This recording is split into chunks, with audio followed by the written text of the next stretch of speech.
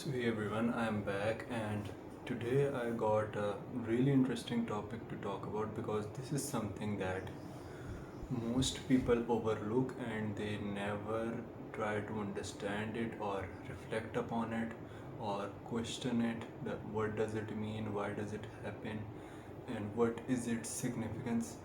The thing I'm talking about is awkwardness. You have probably never sit down alone and thought about and questioned yourself, why does awkwardness exist? Why do certain experiences trigger a very specific set of emotions that you describe as awkwardness, that discomfort, that cringy feeling that you feel? Why does it exist? How does it happen? How does it manifest in your body? What is its significance and philosophical and what are the philosophical views upon it? Now, when I went deep into it, I thought to find a lot of obvious stuff, but I did find a lot of very interesting material as well. So let's get started. So let's start with the basics. Why does awkwardness even exist? Now you need to realize that sometimes your brain usually thinks of a threat to your social standing as severe as a threat to your physical standing.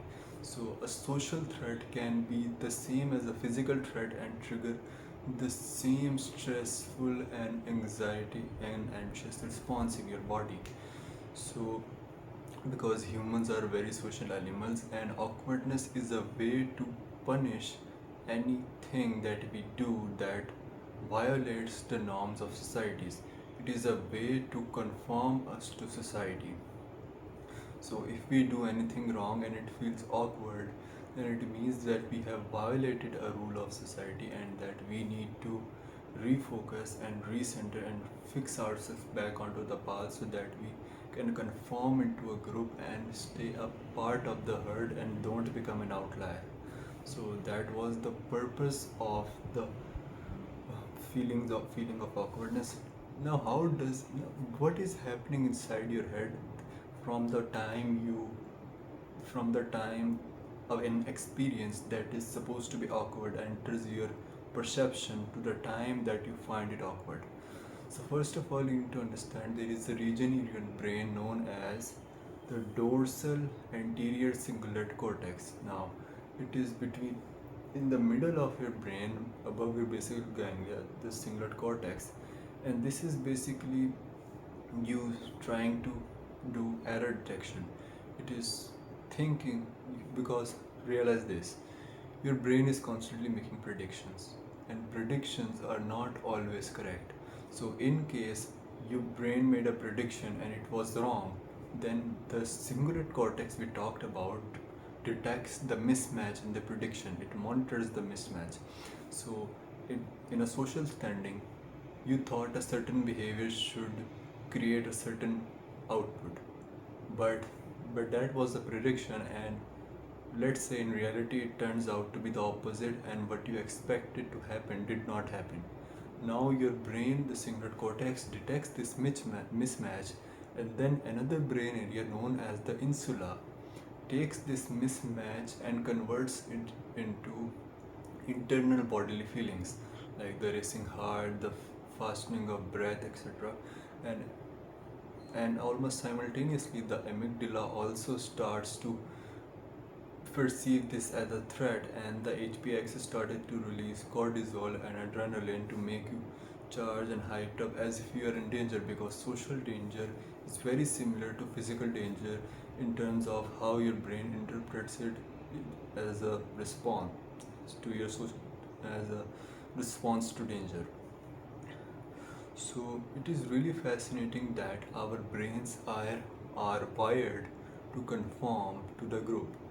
That is why it can be so difficult to stay outstand from a group, because we fear we are in danger.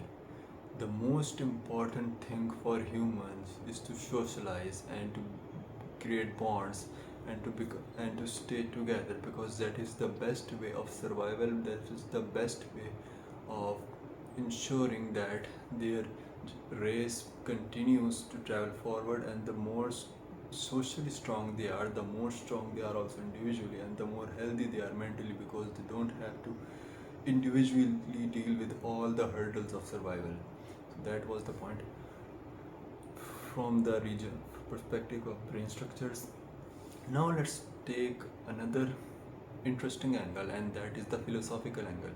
Now, as everything else, whenever you need to understand something deeply, you should always try to get philosophical ideas on that topic, because philosophers uh, go deep and go to the core of things, and uncover the first principles of any concept due to their rigorous, intense questioning and examination. So, there was a theory proposed by a philosopher named Heidegger, and he basically argues that, let's say, I will give you an example. What does it mean? What does he mean? Let's say you have a hammer, and you are smoothly and masterfully and precisely hammering a bunch of nails. Now, when you are in a flow, and whatever you are trying to do, you are doing it accurately, with precision, with perfect precision, that hammer goes away from your conscious awareness. But as soon as you made a mistake, so let's say the hammer broke down, or you didn't do slam the hammer correctly, now suddenly you wake up because you made a mistake that demands sudden attention, but you didn't have that sudden intense attention before you were in that flow where you were slamming every piece of nail smoothly. But when suddenly the hammer breaks down or a problem occurs, the problem demands attention, and that triggers the sudden feeling that something is wrong. Now, Heidegger says that awkwardness is the same thing in a social situation. Now, we all are social actors, we all try to put a mask and try to present our best front to the world, but when we do something wrong that breaks this flow of social acting, this perfect social acting we try to do, that break in the perfect social acting causes us to feel this tension, causes us to feel this sudden internal introspective attention, because we know we have done something wrong, the flow broke down, the prediction that we made did not happen, and something was wrong. So basically, to Heidegger, uh,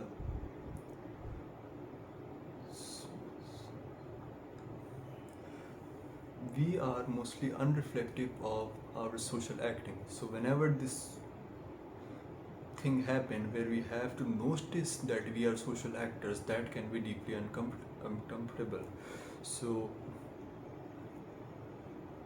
this is a quite hard to describe and teach, but basically I will break it into simple terms. We are social actors. It is very uncomfortable to find out that we are social actors, and according to this philosophy of Heidegger, breaking losing our character or breaking our social form leads to this discomfort, and we describe this discomfort as awkwardness. Now, there are other philosophical views as well, such as Jean de Sartre. Now, this is very similar to the previous philosophy because it comes down to subjective experience. For example, you are moving through the world and you're experiencing the world through your own subjective experience. But then you see another person and you realize that that person is also observing you.